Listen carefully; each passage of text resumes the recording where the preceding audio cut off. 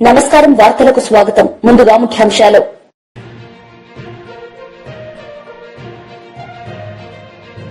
పట్టభద్రుల ఎమ్మెల్సీ ఎన్నికల్లో తన ఓటు హక్కును వినియోగించుకున్న CM Chandrababu Naidu. HCL tech KRC campus ప్రారంభోత్సవంలో సీఎం రేవంత్ రెడ్డి ఈ సందర్భంగా ప్రారంభం. పట్టభద్రుల ఎమ్మెల్సీ ఎన్నికల్లో సీఎం చంద్రబాబు నాయుడు తన ఓటు హక్కును వినియోగించుకున్నారు. ఈ సందర్భంగా ఆయన మాట్లాడుతూ అర్హులైన ప్రతి ఒక్కరూ తమ ఓటు హక్కును వినియోగించుకోవాలని సూచించారు.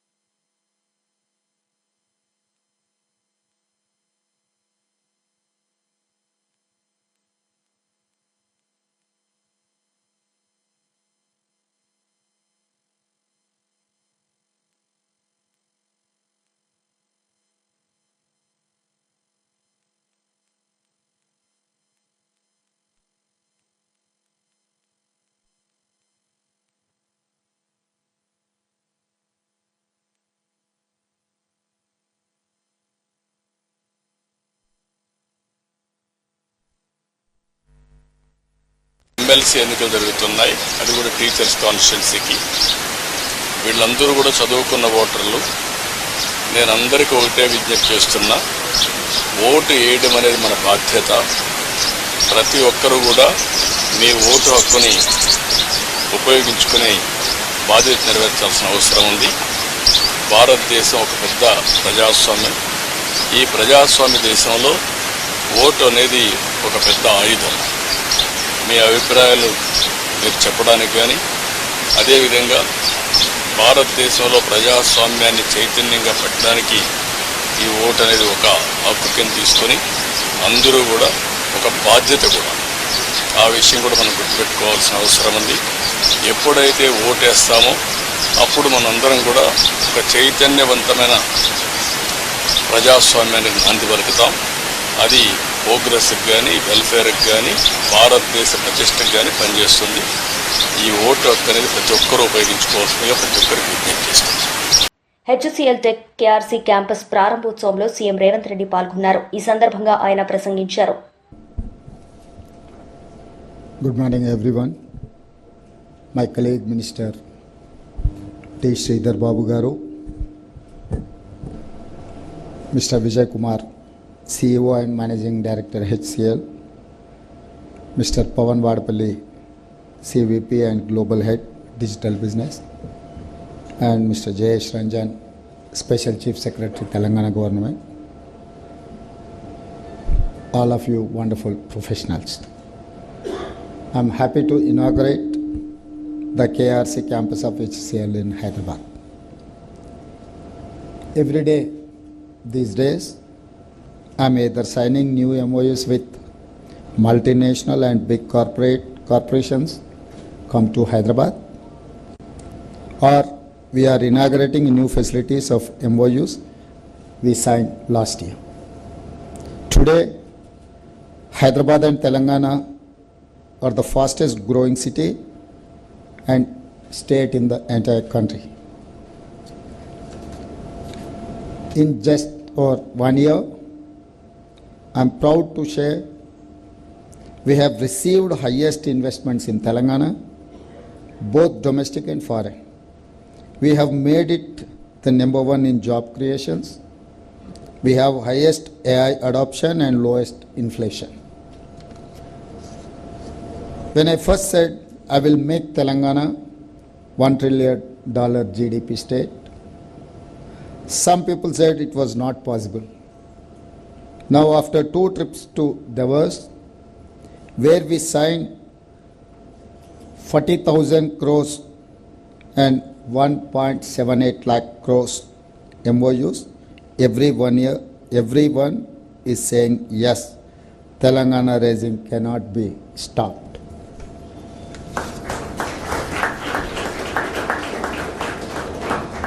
When I said my competition for Hyderabad is not with Mumbai, Delhi, Chennai, Bangalore, some people said it was very big dream. Now, when we made Hyderabad number one in EV adoption, when we are transforming our state into hub for data centers, green energy, for life sciences, for biotech, for skills, for manufacturing, for agri-processing, people say, yes, Hyderabad is not unstoppable. When I first said Telangana rising, some people were not sure. Now whole world agrees. When I first said Hyderabad rising, some people were in doubt. Now the whole world agrees. We welcomed Amgen, one of the world's largest life sciences company. A few days ago, we conducted BioAsia, one of the world's finest conferences, and today we are here at HCL. As a global company, HCL Tech has made India proud. It operates in 60 countries and more than 2.2 lakh people. You create world-class offerings in digital, engineering, cloud, and AI across many verticals. Since you first arrived in Hyderabad in 2007, you have grown bigger. Today, with this world-class facility at KRC, with nearly 5,000 people in 3.2 lakh square feet area, HCL Tech will do great things in Hyderabad, just like Telangana government. 22nd IO Asia 2025 వాలిడిక్టరీ హెచ్ఎల్సీసీలో కేంద్ర మంత్రి కిషన్ రెడ్డి పాల్గొన్నారు. ఈ సందర్భంగా ఆయన మాట్లాడారు. Over the last decade, India's Prime Minister, Honorable Narendra Modi leadership has worked tirelessly to lay foundations of the Atmanirbhar Bharat, a self-reliant India. As a result, we have transitioned from a second largest defense importer to the top 25 defense exporter nations. In 2024, we had a zero export of mobile phones, and today exports of mobiles from India crossed rupees 1.2 lakh crores. We aspire to be a 5 trillion economy over next couple of years, and India will emerge a 7 trillion economy by 2030. We have set an ambitious target by our Honorable Prime Minister, 30 trillion economy by 2047 with a per capita income $18,000 per annum. Friends, all of this happened due to vision, leadership, speed of execution, talent of youth, experts of our dynamic entrepreneurs. Over the past decade, the government of India has transformed the fear of doing business into easy of doing business. This was possible due to our government carrying out revolutionary reforms across the multiple sectors, industries, across all sectors are gained immensely from establishment of single large market through one nation, one tax regime, the uniform goods and service tax regime, Similarly, financially, inclusion has significantly improved, with nearly every village now having a bank or branch or banking correspondent. Loans from MSMEs and business have become much easier, and even ordinary street vendors have been linked to easy loans, when the loans given to the farmers and agriculture sector have more than doubled. Under the Mudra Yojana, financial assistance to all the needy persons to given loans and young and small entrepreneurs.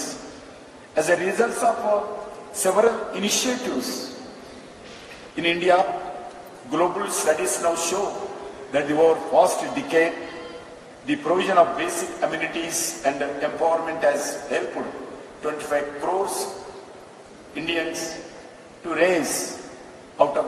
MLC Lella Appireddy media సమావేశం నిర్వహించారు. ఈ సందర్భంగా పలు అంశాలపై ఆయన మాట్లాడారు. నేను సూటిగా అడుగుతా ఉన్నా, మా ప్రీతమ నాయకుడు జగన్మోహన్ రెడ్డి గారు మాట్లాడినా, వైఎస్ఆర్ కాంగ్రెస్ పార్టీకి సంబంధించినటువంటి నాయకులు మాట్లాడినటువంటి సందర్భాల్లో కూడా ఇవాళ శాసన మండలిలో ప్రధాన ప్రతిపక్షంగా ఉన్నాం. ప్రధాన ప్రతిపక్షంగా ఉన్నటువంటి పరిస్థితుల్లో ఈ రాష్ట్రంలో జరుగుతున్నటువంటి అనేకమైనటువంటి అక్రమాలపైన, ప్రభుత్వ లోపాలను ఎత్తి చూపే ప్రక్రియకి సంబంధించి కూడా ఏ విధంగా పనిచేస్తుందో గడిచిన 2 రోజులుగా మనం అందరం కూడా చూస్తానే ఉన్నాం. అదే విధమైనటువంటి రీతిలో అసెంబ్లీలో కూడా ప్రధాన ప్రతిపక్షంగా ప్రభుత్వ తప్పులను ఎత్తి చూపాలా, ప్రజా సమస్యల్ని ప్రభుత్వం దృష్టికి తీసుకెళ్లాలనే ఆలోచనతోనే ఇవాళ ప్రధాన ప్రతిపక్షంగా మమ్మల్ని గుర్తించమని వైఎస్ఆర్ కాంగ్రెస్ పార్టీ కోరుతున్నటువంటి అంశాన్ని ప్రత్యేకంగా నేను ఇవాళ ప్రజానికాన్ని కూడా గమనించమని చెప్పి నేను కోరుతా ఉన్నా. వాళ్ళు ఏం మాట్లాడుతూ ఉన్నారు? ప్రతిపక్ష హోదా కావాలట, ప్రజల మద్దతు లేదట. నేను సూటిగా అడుగుతా ఉన్నా, సీట్ల సంఖ్యాపరంగా 11 సీట్లు మాకు వచ్చున్నాయేమో, కానీ ఈ రాష్ట్రంలో 40% ప్రజానికం వైఎస్ఆర్ కాంగ్రెస్ పార్టీకి అండగా నిలబడినటువంటి వైనాన్ని కూడా ఈ సందర్భంగా గమనించమని చెప్పి నేను కోరుతా ఉన్నా. మీరు అంటా ఉన్నారు ఏదో హోదాకు సంబంధించినటువంటి అంశాన్ని, అధికారాన్ని మేమేదో అనుభవించడానికి అడుగుతున్నట్లుగా ప్రజల్లో ఒక భావాన్ని తీసుకురావడం కోసం మీరు చేస్తున్నటువంటి ప్రయత్నాలను కూడా నేను ఖండిస్తా ఉన్నా. ఇవాళ వైఎస్ఆర్ కాంగ్రెస్ పార్టీ ప్రధాన ప్రతిపక్షంగా గుర్తించమని అడుగుతున్నామంటే, ఎందుకంటే అసెంబ్లీలో చూసుకుంటే అధికార పక్షం, ప్రతిపక్షం మాత్రమే ఉంది. అధికార పక్షంలో తెలుగుదేశం పార్టీ, జనసేన, భారతీయ జనతా పార్టీలు ముగ్గురు కూడా ప్రభుత్వంలో భాగస్వాములుగా ఉన్నారు. ఇక 4వ పార్టీ వైఎస్ఆర్ కాంగ్రెస్ పార్టీయే. అందుకే వైఎస్ఆర్ కాంగ్రెస్ పార్టీ ప్రభుత్వాన్ని నిలదీయడానికి సంబంధించి, ప్రభుత్వం తప్పులు చేస్తుంటే ఎత్తి చూపడానికి సంబంధించి, ప్రజా సమస్యల్ని ప్రతిబింబించడానికి సంబంధించి ఇవాళ ప్రధాన ప్రతిపక్షంగా గుర్తించమని చెప్పి మేము కోరుతా ఉంటే దానికి వక్ర భాష్యాలు మాట్లాడుతూ ఉన్నారు. మాకు అధికారం ఏం కొత్త కాదు.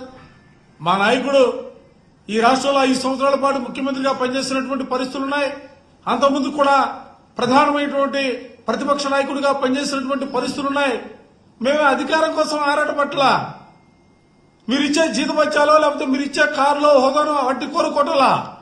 ఇవాళ మేము ఆశించేది, ఆలోచన చేసేది ఒక బాధ్యతాయుతమైనటువంటి రాజకీయ పార్టీగా, 5 సంవత్సరాల పాటు ఈ రాష్ట్రాన్ని పరిపాలన చేసినటువంటి రాజకీయ పార్టీగా, ఈ రాష్ట్రంలో ప్రజలకు ఉన్నటువంటి సమస్యల్ని ఎప్పటికప్పుడు ప్రభుత్వ దృష్టి తీసుకెళ్లాలా, ప్రభుత్వం చేసే తప్పుల్ని ప్రజల దృష్టికి తీసుకెళ్లాలా ఆలోచనతో ఆ విధమైనటువంటి రీతిలోనే ఇవాళ ప్రధానమైనటువంటి ప్రతిపక్షంగా గుర్తించమని చెప్పి కోరుతా ఉన్నాం.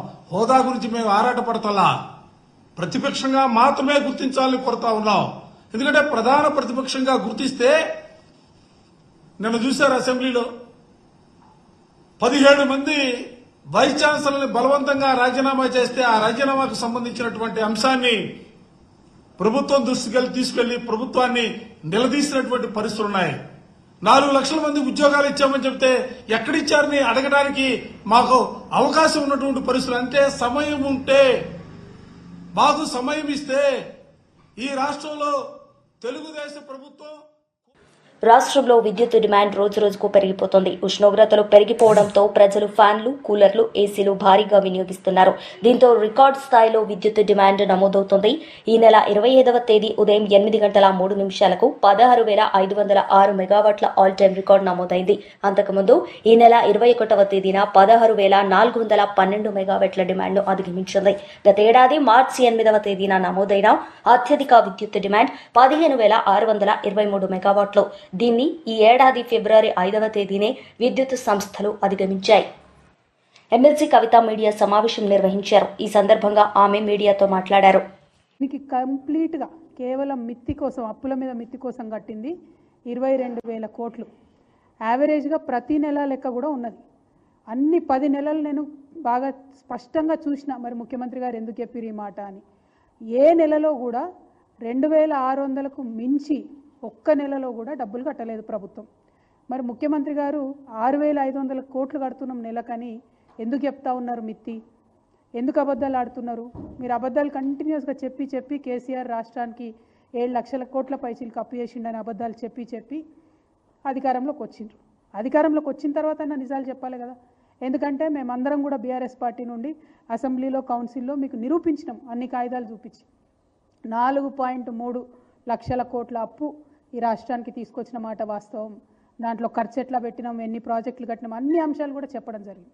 అయినా కూడా పదే ముఖ్యమంత్రి గారు చెప్పిన అబద్ధాలనే చెప్తూ వాటిని నిజం చేస్తామేమో లేకపోతే నిజం అయిపోతాయేమో అనేటటువంటి ఒక భ్రమలలో ఉన్నట్టుగా అనిపిస్తూ ఉన్నది. ఓ పక్క అప్పులు, ఇంకో పక్క ఆదాయం. ఎంత దారుణం అంటే ఒక రాష్ట్రాన్ని పరిపాలన చేసే ముఖ్యమంత్రికి ఎంత ఆదాయం వస్తుందన్న విషయం అయితే ఖచ్చితంగా తెలిసి ఉండాలి కదా. ఆయన ఏమంటారు, రాష్ట్రానికి 18,000 కోట్ల ఆదాయం వస్తుందని చెప్తున్నారు. మళ్ళీ నేను ఇదే కాగ్ రిపోర్ట్ చూపిస్తూ ఉన్నా. ఇందులో స్టేట్స్ ఓన్ రెవెన్యూ అన్నది కూడా సపరేట్గా చూపించింది. దాంట్లో కాగ్ ఏం చెప్తుందంటే యావరేజ్గా చూసుకున్నట్టయితే 12,000 కోట్ల పైచీలకు ఆదాయం రాలేదు ఈ రాష్ట్రానికి. మరి 18,000 కోట్లను ఎందుకు చెప్తా ఉన్నారు ముఖ్యమంత్రి గారు? ఎవరిని మభ్య పెట్టడానికి చెప్తా ఉన్నారు? ఓ పక్కనేమో ఆదాయం ఉన్నది లేనట్టుగా చెప్తున్నారు, ఇంకో పక్క అప్పులు కట్టనివి కట్టినట్టుగా చెప్తున్నారు. మరి ఇదంతా ఎందుకోసం చేస్తున్నారు? ఏం కన్ఫ్యూజన్ క్రియేట్ చేయాలని చేస్తున్నారు అన్నది రాష్ట్ర ప్రజలు ఆలోచించాలి. ఇంకొక దారుణమైన విషయం ఏంటంటే ఆదాయం పడిపోవడంలో ప్రధానమైనటువంటి కారణం ఇవాళ హైడ్రా. ఎందుకు ఈ మాట చెప్తా ఉన్నా అంటే నేను సాధికారికంగా చెప్పగలుగుతా ఉన్నా. స్టాంప్స్ అండ్ రిజిస్ట్రేషన్స్ యొక్క ఆదాయం ప్రభుత్వం ఏమనుకున్నదంటే 18,000 కోట్లు వస్తుందని ఒక అంచనా వేస్తాయి ఏ ప్రభుత్వాలైనా కూడా. ప్రభుత్వం అఫీషియల్గా వేసినటువంటి అంచనా 18,000 కోట్లు. కానీ వీళ్ళు హైడ్రా పేరుతోని సృష్టిస్తున్నటువంటి విధ్వంసంతో ఆ ఆదాయం పడిపోయింది. 5,800 కోట్లకు ఆదాయం పడిపోయింది. ఇది స్పష్టంగా సుస్పష్టంగా తెలుస్తుంది. అయినా కూడా అరాచకం ఆపకుండా నిన్న మొన్న కూడా మలక్పేటలో పోయి మళ్ళీ ఇల్లు ఊలగొట్టిండ్రు. హైదరాబాద్ యొక్క బ్రాండ్ ఇమేజ్ని సర్వనాశనం చేసేటటువంటి ప్రయత్నం చేస్తుంది కాంగ్రెస్ సర్కార్ తప్పితే పెంచేటటువంటి ప్రయత్నం చేస్తలేదు. కాగ్లో ఉన్నటువంటి వాస్తవాలు ఇవి, నా స్టోరీస్ కాదు, నా కథలు కాదు. కంప్లీట్గా ఆదాయం పడిపోయినటువంటి పరిస్థితి ఉన్నది స్టాంప్స్ అండ్ రిజిస్ట్రేషన్. మరి ఇవన్నీ ఒక పక్కన ఉంటే ముఖ్యమంత్రి గారు ఏం మాట్లాడతారు? ఏం మాట్లాడింది అసలు? ప్రధానమంత్రి గారిని కలిసి కొత్త విషయం ఏమైనా చెప్పిరా? కొత్త ప్రాజెక్ట్ ఏదైనా డబ్బులు ఇవ్వమని అడిగినరా? మొన్న పోయినప్పుడు ఏవైతే ఇచ్చిండ్రో మళ్ళీ అవే రిప్రజెంటేషన్స్ నిన్న కూడా ఇచ్చిండ్రు. ఇచ్చి బయటకు వచ్చి ఏమంటారు? ఎస్ఎల్బీసీలో ప్రమాదం జరిగిందని ఎవరో విలేకరు మిత్రుడు మీలాంటి వాళ్ళే అడిగినట్టున్నారు, పత్రికా మిత్రులు. ఆయన ఏమంటాడు? ఎస్ఎల్బీసీ విషయంలో అసలు బీఆర్ఎస్ హయాంలో పనే జరగలేదు, కంప్లీట్గా మేమే చేసినాం కాంగ్రెస్ వచ్చినాక అని చెప్తారు. ఇది నిజంగా పచ్చి అబద్ధం. ఎస్ఎల్బీసీ విషయంలో కేసీఆర్ గారి యొక్క విశాల హృదయం ఏంది తెలవాలి అంటే ఎస్ఎల్బీసీ ప్రాజెక్ట్ విషయంలోనే తెలుస్తుంది. మనం కేసీఆర్ గారు అధికారంలోకి వచ్చినాక రాష్ట్రం కొత్తగా ఏర్పడ్డ తర్వాత అసెంబ్లీ సాక్షిగా అసెంబ్లీ కమిటీ హాల్లో అఖిలపక్షాన్ని పిలిచి ఏర్పాటు చేసి ఎస్ఎల్బీసీ పరిస్థితి ఇట్లా ఉన్నది, మరి అందులో ఒక మెషిన్ అక్కడ చిక్కుబడిపోయి ఉన్నది, అది బయటకు తీసే పరిస్థితి లేదు, కంప్లీట్గా అభయారణ్యం, ఎక్కడ కూడా ప్రాజెక్టుకి పర్మిషన్ వచ్చే పరిస్థితి లేదు, బయట ఇంకో మనిషి పోయి కాలువ దవ్వే పరిస్థితి లేదు, ఈ టనల్ ఫినిష్ చేయాల్సినటువంటి బాధ్యత మన మీద ఉన్నది. ఎస్ఎల్బీసీ నుండి శ్రీశైలం లెఫ్ట్ బ్యాంక్ కెనాల్ నుండి తెలంగాణకు నీళ్ళు రావాలంటే ఇక ఈ ప్రాజెక్టులో ముందుకు పోవడం తప్ప వెనక్కి వచ్చే మార్గం లేదని చెప్పి అఖిలపక్షానికి ఎక్స్ప్లెయిన్ చేసి పెద్దలు జానారెడ్డి గారు ఆనాడు ప్రతిపక్ష లీడర్గా ఉంటే వారిని ముందు పెట్టి ఆ ఒక్క కాంట్రాక్టర్కి 100 కోట్ల అడ్వాన్స్ ఓపెన్గా కుల్లాగా ఇచ్చినటువంటి వ్యక్తి కేసీఆర్ గారు. ఆ తర్వాత కరోనా వచ్చింది. కరోనా తర్వాత ఆ కాంట్రాక్టర్ మళ్ళీ ఇబ్బంది పడి మేము పనులు చేయలేం సార్, పనులు ఆగిపోతున్నాయంటే మళ్ళా 100 కోట్ల కాంట్రాక్టర్కి. ఎస్ఎల్బీసీ టన్నెల్లో సహాయ చర్యల్లో ప్రభుత్వ వైఫల్యాన్ని కప్పిపుచ్చుకునేందుకు బీఆర్ఎస్ ను విమర్శిస్తున్నారని మాజీ మంత్రి హరీష్ రావు ఆరోపించారు. టన్నెల్లో ఇప్పటికీ సహాయ చర్యలు ప్రారంభం కాలేదని ఆగ్రహం వ్యక్తం చేశారు.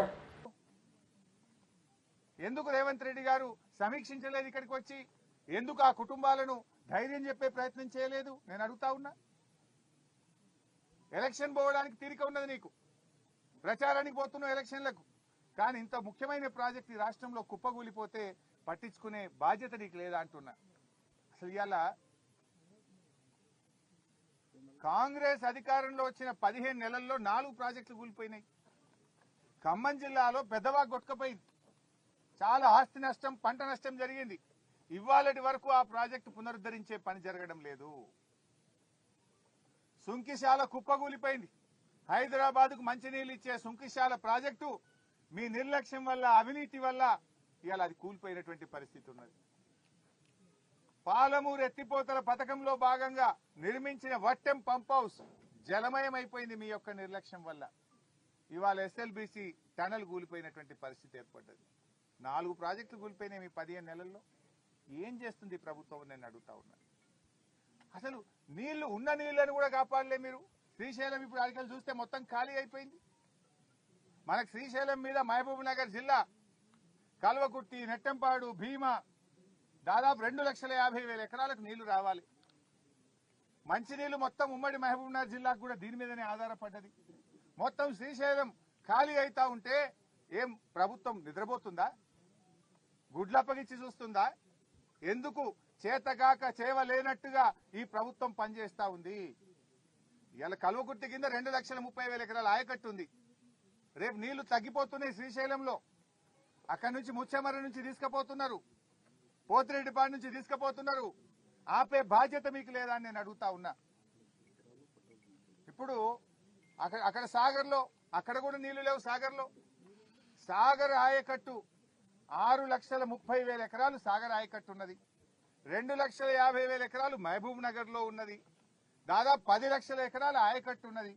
అటు సాగర్ నీళ్లు కుడికాలువకి వెళ్ళి ఆంధ్రప్రదేశ్ తీసుకుపోతున్నారు, ఇటు రాయలసీమకు పోతిరెడ్డిపాడికి వెళ్ళి తీసుకుపోతుంటే కేఆర్ఎంబీతో మాట్లాడడమో, కేంద్ర జలవనరుల మంత్రితో మాట్లాడి ఆపే బాధ్యత మీకు లేదా?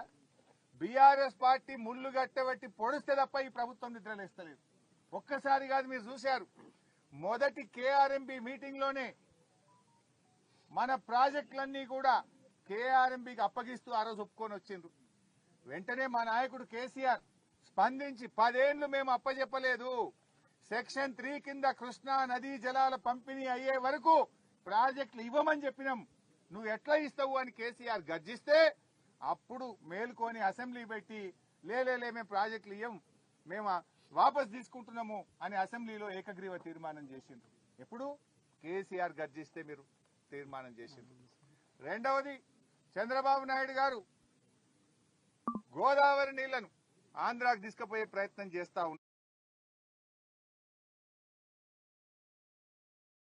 ఉన్నాడు. ఆయన గోదావరి బంకచెర్ల లింకు పెట్టి 150 టీఎంసీల రిజర్వాయర్ కట్టి ఉన్న గోదావరి నీళ్లను కూడా ఆంధ్ర తీసుకుపోతుంటే కూడా ఈ ప్రభుత్వం నిద్రపోయింది. హెచ్సిఎల్ టెక్ కేఆర్సీ క్యాంపస్ ప్రారంభోత్సవంలో మంత్రి శ్రీధర్ బాబు పాల్గొన్నారు. ఈ సందర్భంగా ఆయన ప్రసంగించారు.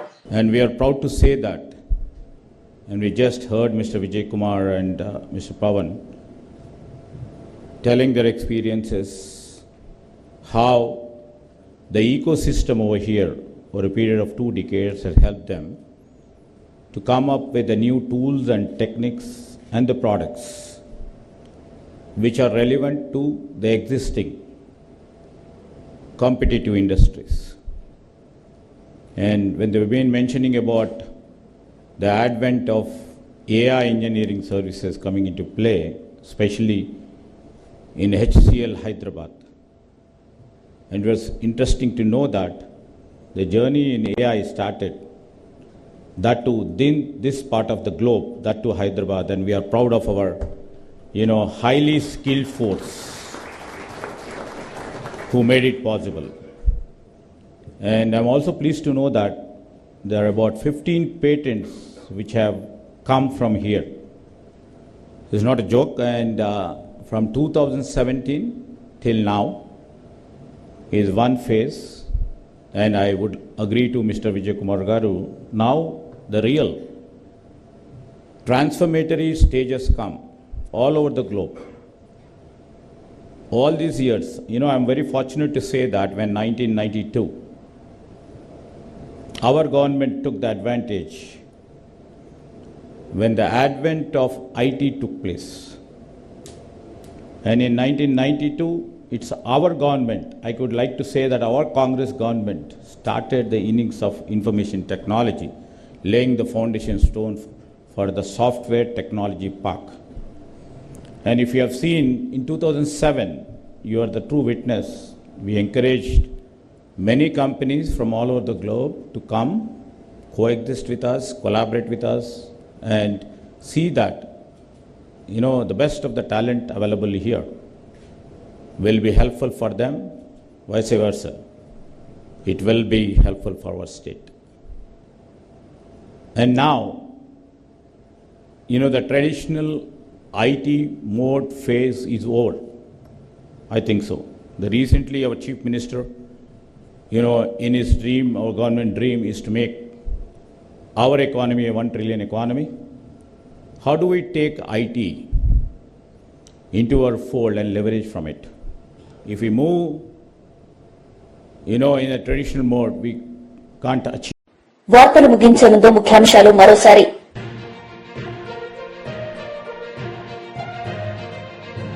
పట్టభద్రుల ఎమ్మెల్సీ ఎన్నికల్లో తన ఓటు హక్కును వినియోగించుకున్న CM Chandrababu Naidu. HCL tech KRC campus ప్రారంభోత్సవంలో సీఎం రేవంత్ రెడ్డి ఈ సందర్భంగా ప్రారంభం. ఈ వార్తలు ఇంతటితో సమాప్తం. తిరిగి ప్రసారమయ్యే వార్తల్లో మళ్లీ కలుద్దాం. అంతవరకు సెలవు. నమస్తే.